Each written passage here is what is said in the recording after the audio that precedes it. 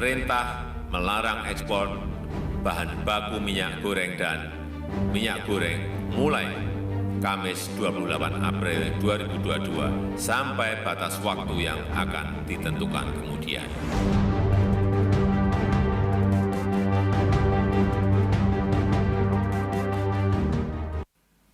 Pemerintah melarang ekspor bahan baku minyak goreng dan minyak goreng mulai Kamis 28 April 2022 sampai batas waktu yang akan ditentukan kemudian. Pemerintah telah menerapkan larangan ekspor minyak sawit mentah dan sebagian produk turunannya sejak 28 April 2022. Alih-alih mengatasi harga dan pasokan minyak goreng di dalam negeri, larangan ekspor CPO tersebut malah menimbulkan dampak lain. Hampir 3 pekan setelah aturan diberlakukan, harga minyak goreng curah belum mendekati harga eceran tertinggi yang ditetapkan sebesar Rp14.000 per liter atau Rp15.500 per kilogram. Berdasarkan data Pusat Informasi Harga Pangan Strategis Nasional, harga rata-rata minyak goreng curah nasional mencapai Rp19.050 per kilogram pada Rabu kemarin. Selain itu, sejak larangan diberlakukan, petani sawit menjerit akibat anjloknya harga tandan buah segar sawit. Menurut petani sawit, perusahaan atau pabrik kelapa sawit tak lagi membeli hasil panen mereka. Petani sawit pun menggelar aksi protes larangan ekspor CPO dan turunannya. Menteri Perdagangan Muhammad Lutfi pun buka suara terkait opsi pembukaan ekspor. Ia menyebut saat ini pihaknya tengah fokus dalam pendistribusian minyak goreng, khususnya jenis curah dengan harga murah. Kemendak sendiri tengah menjalankan program Migo Rakyat, yakni penyaluran minyak goreng curah dengan harga Rp14.000 per liter. Sasarannya menjangkau masyarakat berpenghasilan rendah yang tersebar di dekat pasar tradisional. Ya, alih-alih mengatasi harga dan juga pasokan minyak goreng di dalam negeri, larangan ekspor CPO tersebut malah menimbulkan dampak lain. Sejak larangan diberlakukan, petani sawit menjerit akibat anjloknya harga tandan buah segar sawit. Lantas seberapa besar kemudian kerugian petani sawit dari larangan ekspor CPO? Dan apa saja dampak negatif lainnya? Langsung saja kita akan membahasnya bersama dengan Ketua Umum DPP Asosiasi Petani Kelapa Sawit Indonesia atau APKASindo, Pak Gulat Manurung, dan juga ekonom senior Indef, Pak Fadil Hasan. Saya ingin sapa terlebih dahulu kedua narasum kita. Selamat siang, salam sehat Pak Gulat, Pak Fadil, apa kabar? Halo Patricia, baik Patricia. Alhamdulillah kabar baik. Baik, Pak Fadil, saya ingin ke Pak Gulat terlebih dahulu. Pak Gulat, ini berbicara soal kebijakan larangan ekspor. Ini sudah hampir 3 minggu ya Pak ya, setelah kemudian larangan ekspor CPO ini diberlakukan. Ini secara real, bagaimana atau seperti apa sebetulnya dampak yang paling dirasakan petani Pak? Iya, baik. Terima kasih. Yang terdampak itu pasti di hulu dulu. Itu sudah rumusnya seperti itu. Di hulu ini adalah petani sawit. Kita ketahui 42%, atau 6,72 juta hektar sawit Indonesia itu kan dikelola oleh petani. Jadi dampak yang signifikan adalah anjloknya harga TBS.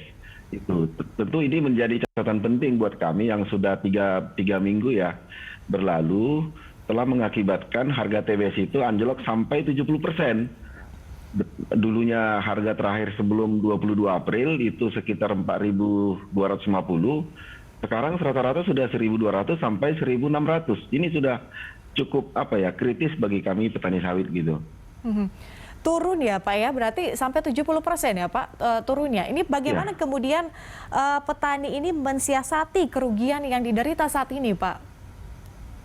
Iya, kalau kami memanen rugi 400. Kalau nggak dipanen nggak ada uang keluar, kan gitu nih ceritanya. Tetapi dari segi uang keluar tidak ada nol, tetapi dampak terhadap tanaman kelapa sawit itu yang paling paling kami takutkan, di mana sawit itu tidak sama dengan tanaman-tanaman keras lainnya, tanaman kelompok lain gitu. Sawit kalau tidak dipanen TBS-nya, itu buahnya itu akan merangsang munculnya senyawa organik yang disebut dengan inhibitor, hormon inhibitor. Hormon ini akan mengakibatkan rusaknya siklus pembungaan dari sawit, di mana bunga jantan itu akan lebih dominan. Nah ini yang berbahaya, dan pemulihan ini bisa sampai tahunan gitu untuk mengembalikan gitu. Itu yang dari segi tidak memanen. Dari segi tidak memupuk itu jelas. Secara kenyataan tanaman sawit jika tidak dipupuk dia tidak akan tumbuh sebagaimana yang seharusnya. Nah pemulihan ini membutuhkan waktu paling cepat 16 bulan. Nah ini sudah terjadi dan sekarang sedang berpolemik. Kalau dulu harga pupuk naik sampai 300% sebelum April diumumkan Pak Presiden, kami nggak masalah karena masih bisa menutup dari hasil panen. Tapi sekarang jauh di bawah harapan. Jadi kami cenderung untuk tidak memupuk dan tidak memanen. Itu truk antri sampai 3 hari. Bahkan teman kami sudah ada yang jadi korban, itu supir truk. Karena dia capek mencari mana PKS yang buka, itu di Jambi, di Kabupaten Bungo. Terakhir dia masuk ke satu pabrik, tiba-tiba banyak kempes. Karena sudah kecapean muter-muter, dia lagi ganti ban, dongkraknya jebol, dia tertimpa di bawah truk itu. Ini yang kami sebut cukuplah kejadian ini yang terakhir gitu. Oke. Pak Gulat, kalau dari setoran petani begitu, atau mungkin dari angka ya secara real time, itu kerugiannya sebetulnya seberapa besar sih Pak? Ya, kalau kami kan menghitungnya dengan sederhana saja. Asumsi yang kami gunakan, dari 6,70 juta hektar, itu 60% tanaman TM, tanaman menghasilkan. Jadi kami ambil rata-rata harga terakhir sebelum diumumkan stop ekspor dengan harga terkini. Selisihnya itu kami kalikan dengan pendapatan per 10 hari, kami bagi dalam harian, kami kalikan dengan sudah 24 hari berlalu. Jadi kalau per hari ini, saya hitung tadi itu sudah mencapai hampir 15 triliun gitu loh. Bukan jumlah yang sedikit ini. Karena ini tadi, petani itu beda dengan perusahaan. Petani itu harian pendapatannya dari sawit. Gitu. Jadi sangat signifikan gitu. Oke, gede banget ya 15 triliun. Oke, saya mungkin akan ke Pak Fadil dulu ya untuk menanggapi bagaimana kemudian kebijakan larangan ekspor ini. Pak Fadil, seberapa efektifkah Anda melihat larangan ekspor CPO ini untuk menekan harga minyak goreng, Pak? Karena kayaknya petani lagi menjerit-jerit nih, Pak. Ya, pertama saya kira ya, yang dirugikan itu bukan hanya petani sawit ya, tapi keseluruhan pelaku ya industri sawit, dari mulai petani sampai ke eksportir ya, termasuk pemerintah dan juga BPDPKS. BPDPKS itu adalah Badan Pengelola Dana Perkebunan Kelapa Sawit ya. Semuanya dirugikan. Jadi saya nggak mengerti sebenarnya tujuan daripada kebijakan larangan ini untuk siapa begitu. Nah, tadi ditanyakan apakah efektif di dalam menurunkan harga minyak goreng curah, ya kan? Mungkin itu yang menjadi tujuan. Tapi kalau toh kita lihat sekarang ini pun, harga minyak goreng curah di pasaran itu kan belum mencapai 14.000. Jadi masih jauh di atas angka 14.000 itu. Betul. Ada sekitar 17.000 sampai 18.000. Gitu. Nah, jadi kalau misalnya keadaan seperti ini dilanjutkan, maka saya kira kebijakan ini itu kebijakan yang benar-benar absurd, gitu, yang benar-benar tidak rasional. Ya. Bagaimana mungkin ya pemerintah mengambil sebuah kebijakan yang tidak menguntungkan siapapun juga, yang tidak efektif, tapi masih terus dilanjutkan gitu.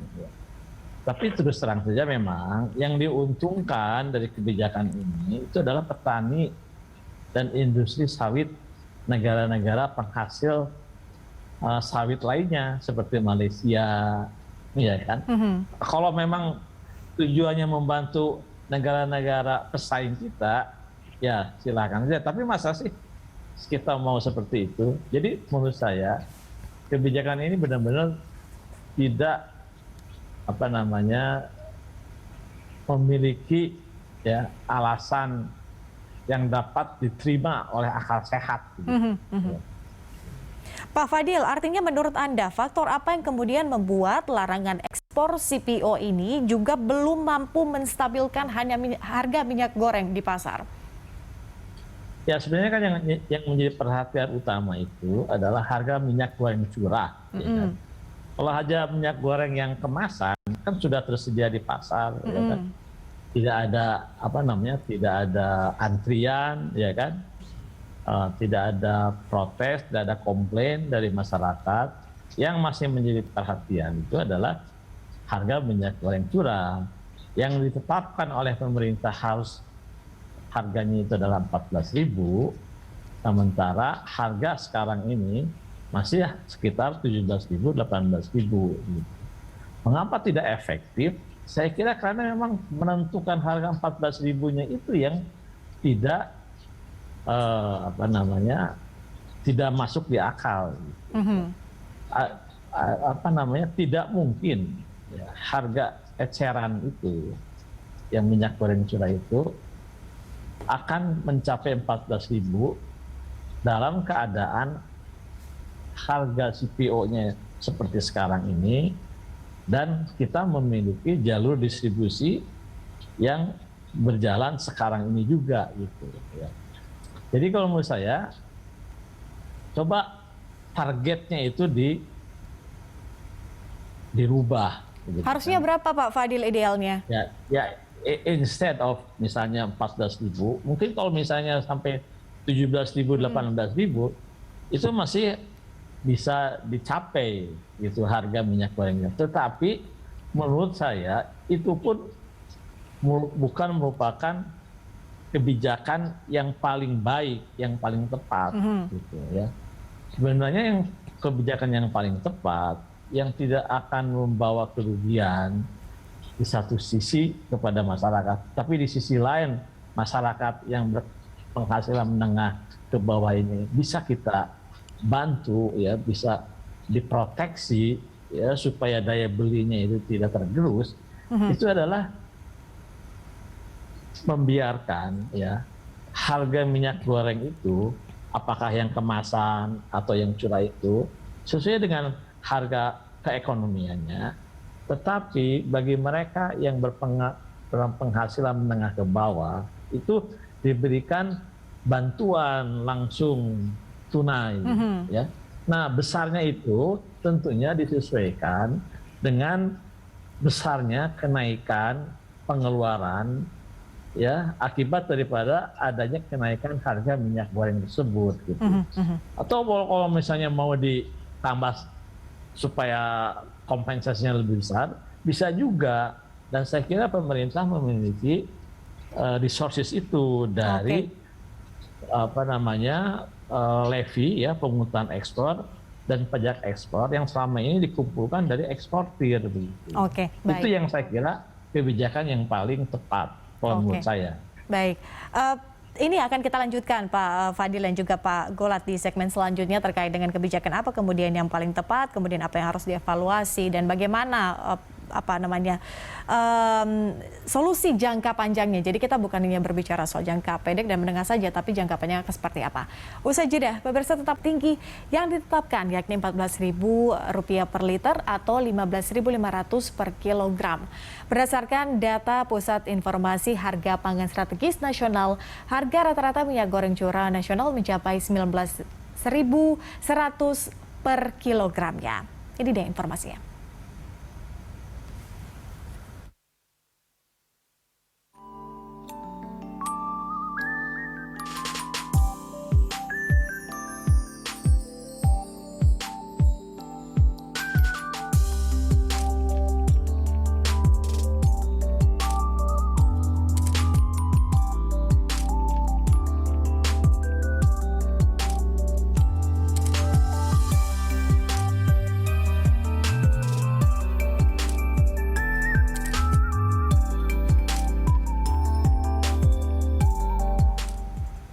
Ya, nampaknya belum ada kabar gembira buat ibu-ibu di rumah ya. Oke, Pak Gulat, Pak Fadil, ini dialog kita lanjutkan. Saya ingin ke Pak Gulat terlebih dahulu. Pak, kemarin petani kemudian sudah menyampaikan keluh kesahnya kepada pemerintah. Ini hasil dari protes yang telah disampaikan ke pemerintah kemarin, bagaimana Pak? Iya, jadi kita kan melakukan aksi di 3 titik. Aksi pertama itu di Kemenko. Sayangnya Pak Erlangga tidak ada, tapi kami diterima oleh pihak terkait dengan sangat baik ya, dan langsung dikirimkan usulan kami itu ke Pak Erlangga yang sedang rapat di Bogor.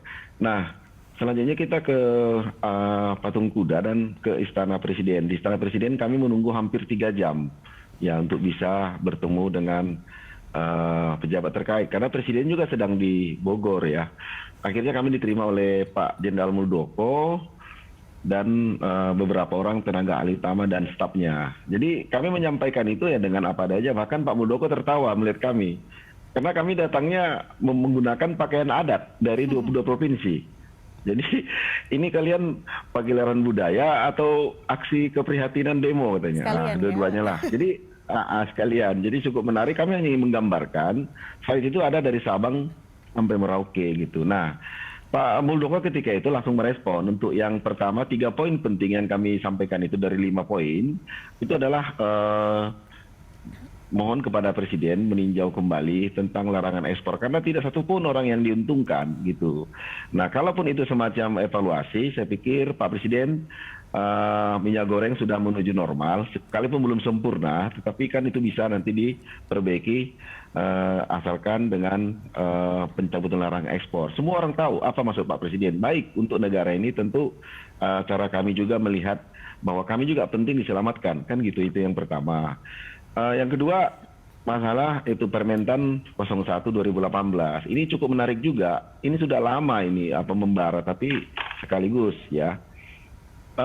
Kami meminta kepada Presiden atau supaya memerintahkan Menteri Pertanian untuk meninjau kembali tata cara penetapan harga TBS, di mana peraturan yang lama ini hanya melihat petani yang bermitra. Itu kan kecil sekali, 7%.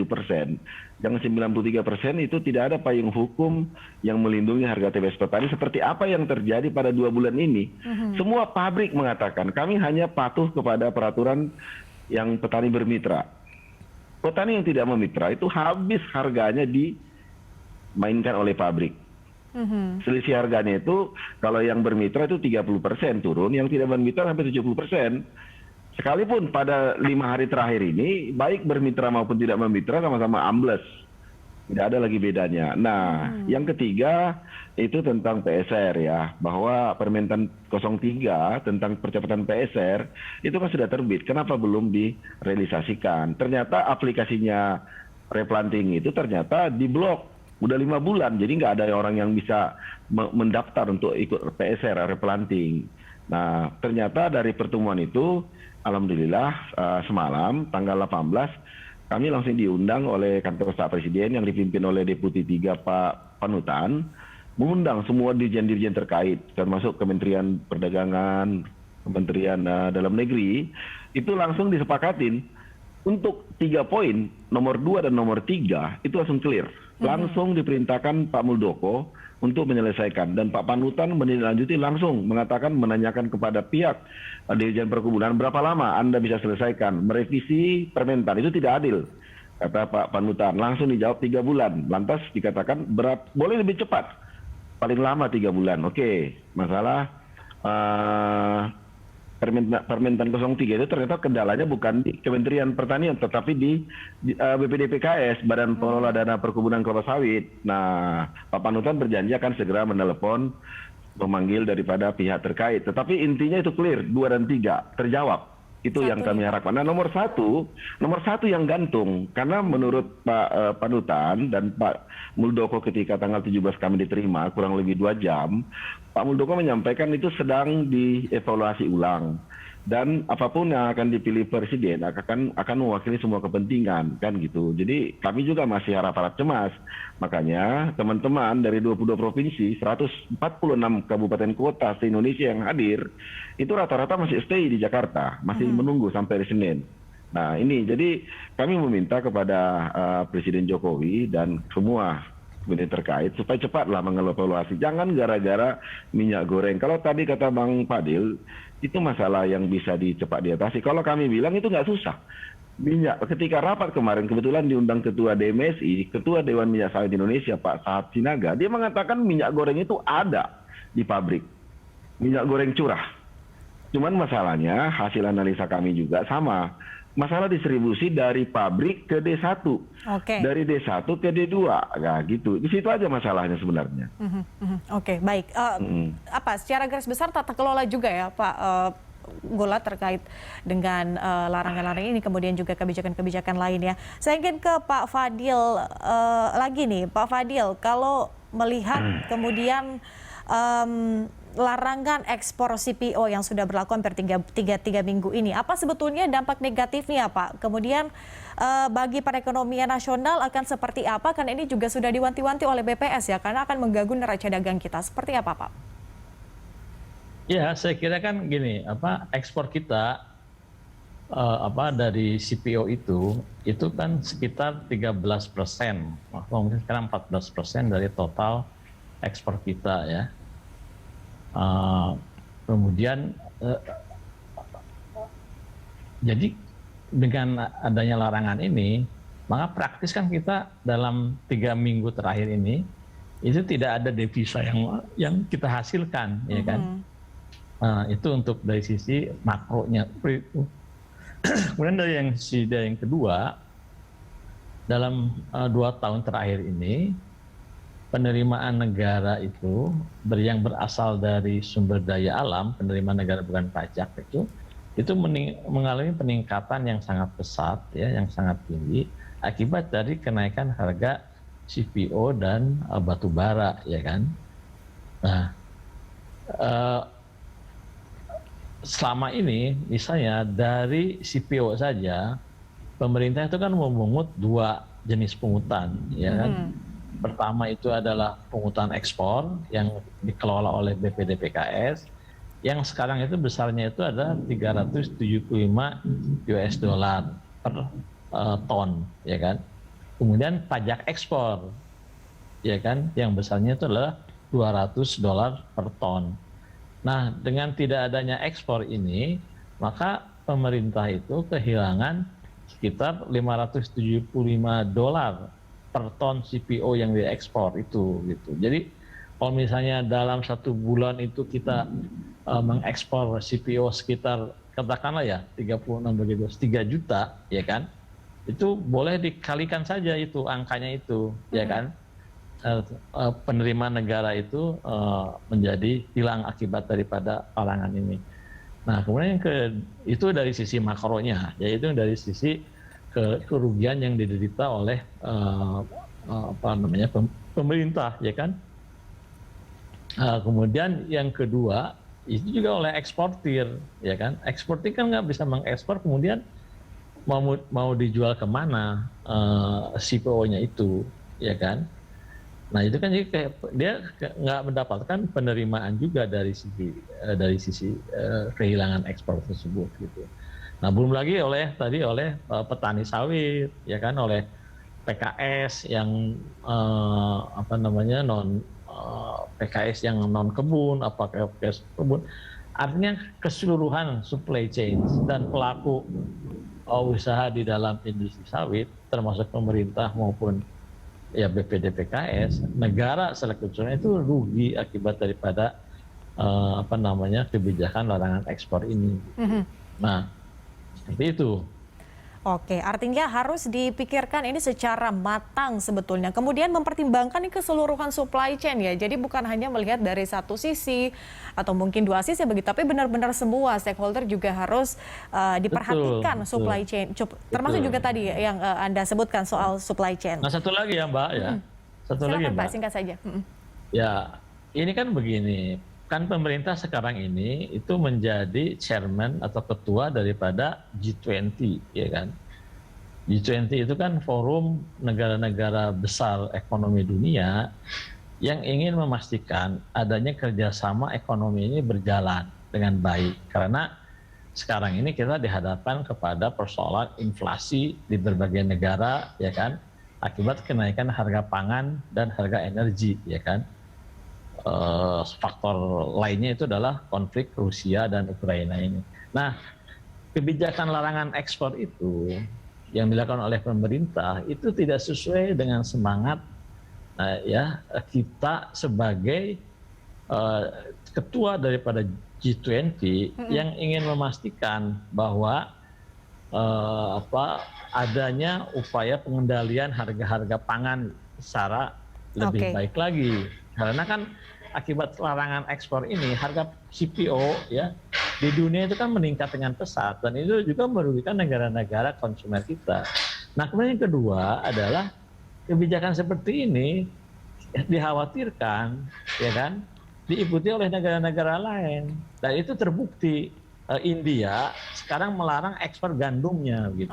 Nah, coba sekarang kalau negara-negara lain juga melakukan kebijakan larangan yang seperti ini, maka Indonesia sebagai ketua G20 ini yang harusnya merupakan negara yang paling bertanggung jawab sebagaimana dikatakan oleh Bu Sri Mulyani akan memastikan adanya kerjasama ekonomi global ini, itu kan jadi mendua sifat, tidak konsisten.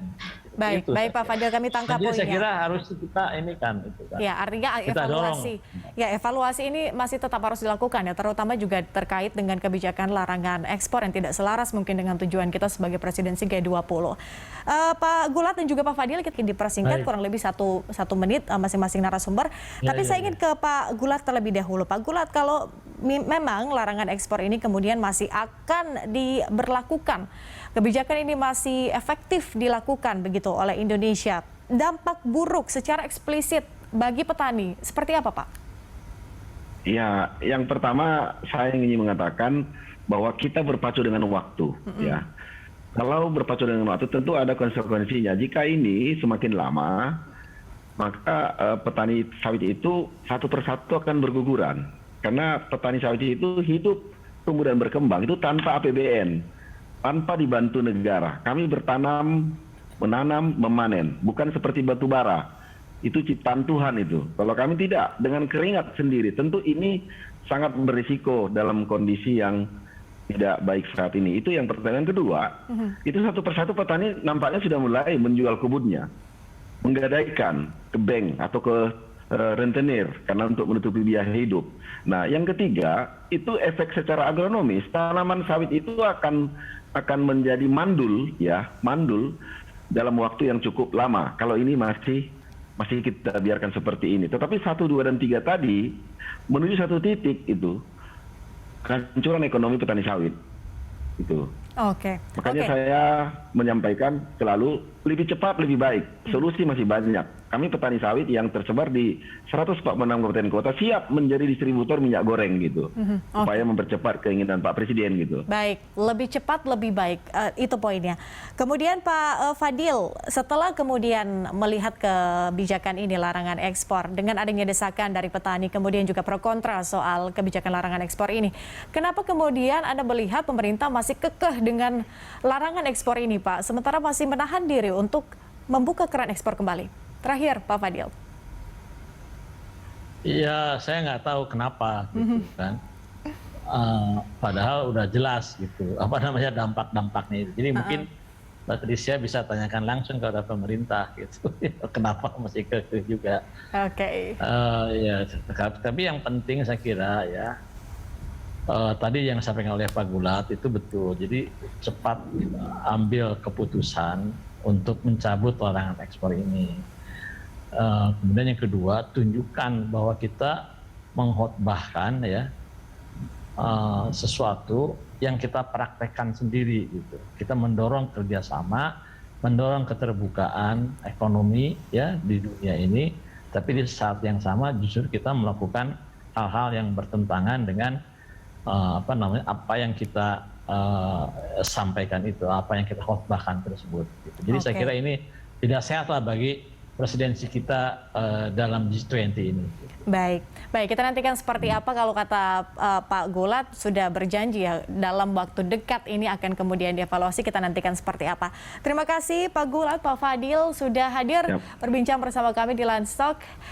Kita mungkin akan bertemu di lain kesempatan terkait dengan topik lainnya. Tapi terima kasih Bapak-Bapak, salam sehat. Dan pemirsa, usai jeda Livestock masih akan kembali, tetaplah bersama kami.